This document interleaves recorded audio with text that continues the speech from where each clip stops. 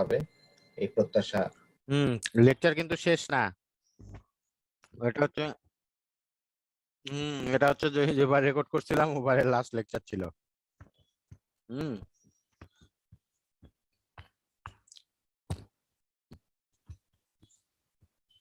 আচ্ছা, তাহলে আমি এখন তোমাদেরকে বলি আজকের সবকিছু বুঝাই দেই না।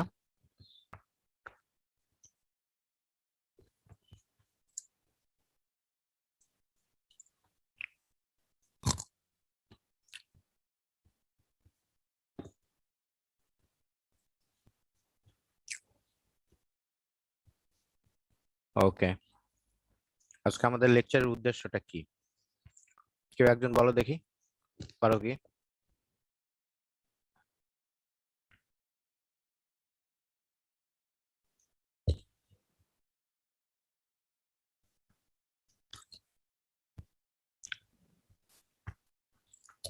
কেন এটা করতে হবে?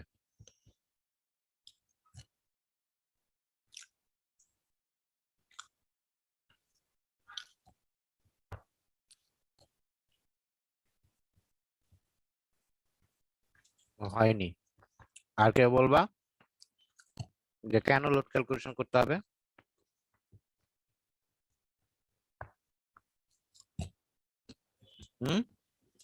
কোনো মার্কস নাই, যে যা মন চায় বলতে পারো, কোনো সমস্যা নাই, এখানে কোনো মার্কস ডিডাকশনের কোনো সিস্টেম নাই। দেওয়ার জন্য মানে সমানভাবে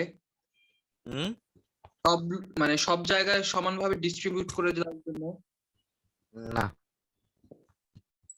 এগুলাই তো ভাইবা, এই জিনিসগুলো তো সেকেন্ড ভাইবাতে থাকবে। ট্রান্সফরমার কত ভোল্ট অ্যাম্পিয়ার কেনা লাগবে ওটা ক্যালকুলেটর, তারপর জেনারেটর কত কিলো ভোল্ট কিনা। হ্যাঁ, যে আমাদের গ্রাউন্ড ফ্লোরে যে আমরা ট্রান্সফরমারটা কিনবো সেটা কত রেটিং এর কিনবো, যে জেনারেটরটা কিনবো সেটা কত রেটিং এর হবে, পাওয়ার ফ্যাক্টর ইমপ্রুভমেন্ট প্ল্যান্ট যে বসাবো সেটা কি কি রেটিং এর বসাবো, আর তার সাথে যে এমসিবি গুলো বসাবো বাসায় সে এমসিবি গুলো কত অ্যাম্পিয়ারের হবে,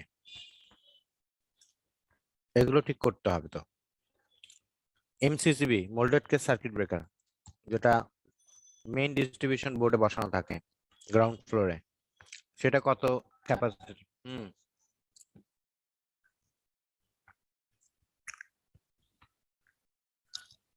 হ্যাঁ, ওই জন্যই তো আমাদের এই ক্যালকুলেশন, বুঝছো? তারপর circuit breaker, moulded case circuit breaker, এগুলোর ক্যাপাসিটি, এগুলোর রেঞ্জ জানার জন্যই তো আমাদের আজকের লেকচার। এটাই আমাদের অবজেক্টিভ, উদ্দেশ্য। এটা কিভাবে করতে পারি?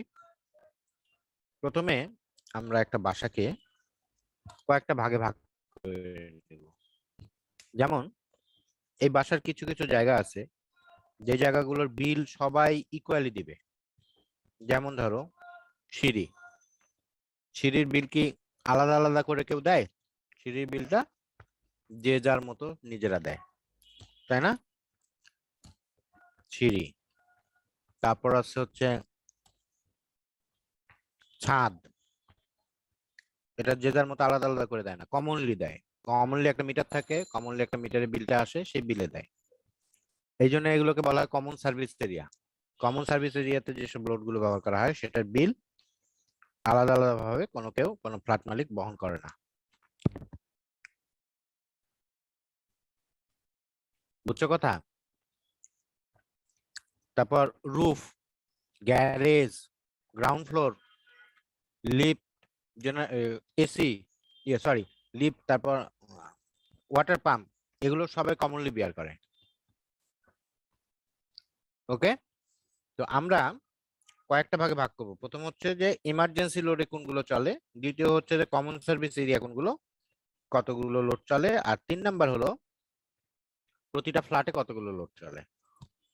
তো আমরা প্রথমে common service area, ground floor, stair এবং রুফ এর জন্য ক্যালকুলেশন করতেছি। প্রথমে আইটেম গুলো বাম দিকে সাজায় নিব। টিউব ডাবল, মানে প্রতিটা টিউব লাইটে ডাবল ডাবল টিউব লাইট আছে। প্রত্যেকটা টিউব লাইট যদি 50 ওয়াট হয়, মানে 40 ওয়াট টিউব লাইট আর 10 ওয়াট হচ্ছে ব্যালান্স, তাহলে 50 ওয়াট। তাহলে দুটা করে টিউব লাইটে আসবে 100 ওয়াট, চারটা করে টিউব লাইট আছে তাহলে 400। টিউব লাইট 50 করে, একটা সিঙ্গেল টিউব লাইট, তাহলে 20টা আছে 1000। এইভাবে সবগুলো আমরা লিখে নিলাম, ঠিক আছে। এটা পাইলাম হচ্ছে 8500 ওয়াট। এগুলো হচ্ছে লাইট ফ্যানের আইটেম, এগুলো হচ্ছে ফ্যান আইটেম, শুধু এগুলো হচ্ছে শুধু লাইটের আইটেম, এগুলো ফ্যানের আইটেম, আর এগুলো হচ্ছে পাওয়ার আউটলেটের আইটেম। হয়ে গেল হিসাব। এবার ইমার্জেন্সি লোড। ইমার্জেন্সি লোড একটা বাসায় কি কি আছে? কলিং বেল, একটা tube light, entry light, energy light আর কি, সরি এনার্জি লাইট ডাইনিং স্পেসে আছে সম্ভবত, সিলিং ফ্যান একটা, একটা না দুইটা। এইটুকু হচ্ছে শুধুমাত্র এমার্জেন্সি লাইট, মানে emergency light fan, emergency load. এরপর আসো প্রত্যেকটা ফ্ল্যাটের ইন্ডিভিজুয়াল হিসাব করব, ওইভাবে ওই আইটেমগুলো আবার ধরবো, ধরে হিসাব করব। এখানে পাওয়ার আউটলেট আলাদা আলাদা করে আসবে, 300, 100, 2000, 1500। এবার হিসাব করলাম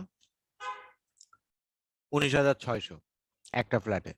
তাহলে এখন নর্মাল পাওয়ার হিসাব করো, তাহলে একটা ফ্ল্যাটে 19600 মানে 19.6 কিলোওয়াট, 10টাতে 196 কিলোওয়াট। তারপর আবার প্রতিটা ফ্ল্যাটের জন্য ইমার্জেন্সি লোড গুলো তো আমরা আলাদা কনসিডার করেছি, তাহলে এখানে নিয়ে আসতে হবে সেগুলো। এগুলো হচ্ছে 0.375, 10টা হলো 3.75, সেটা লিখলাম।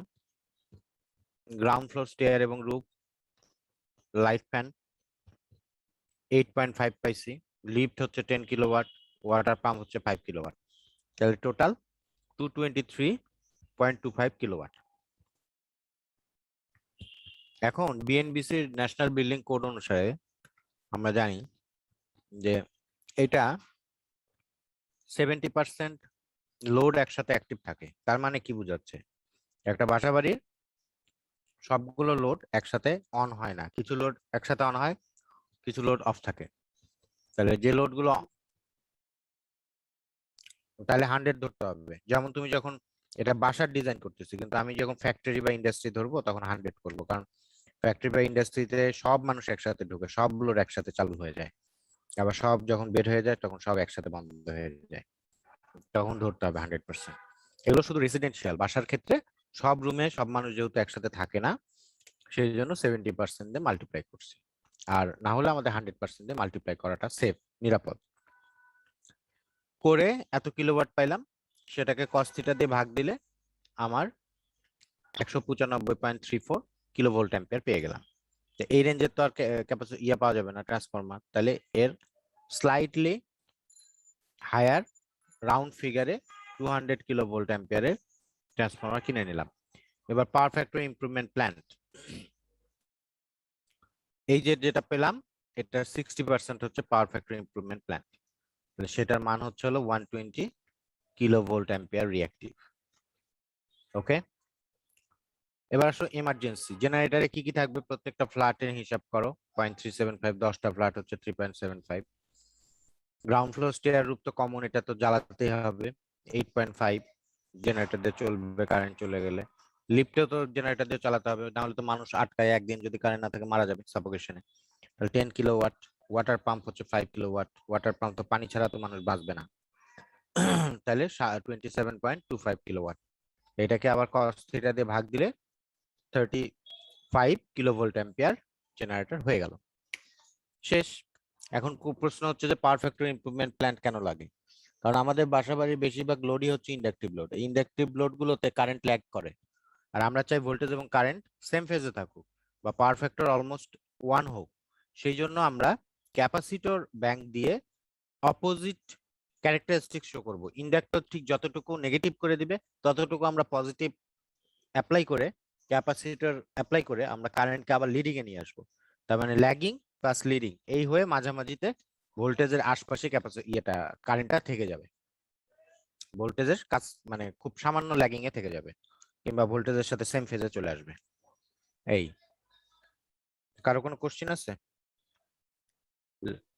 লেকচার শেষ।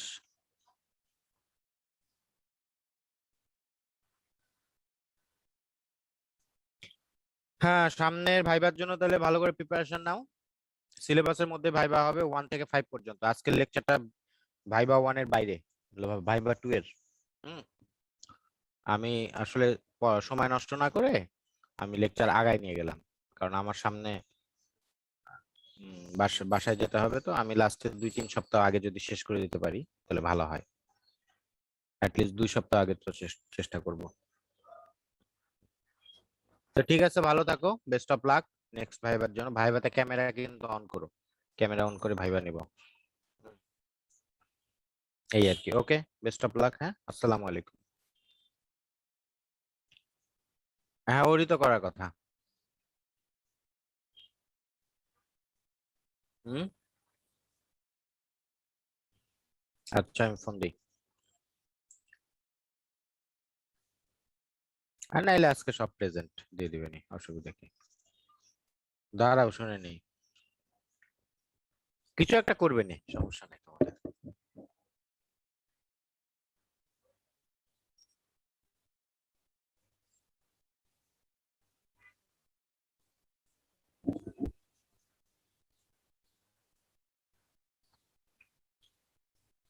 হ্যাঁ, ওরা তো বলতেছে আমার ক্লাস শেষ, ওরা তো বলতেছে যে ওই অ্যাটেন্ডেন্সটা কিভাবে দিব স্যার, তাই বলছি।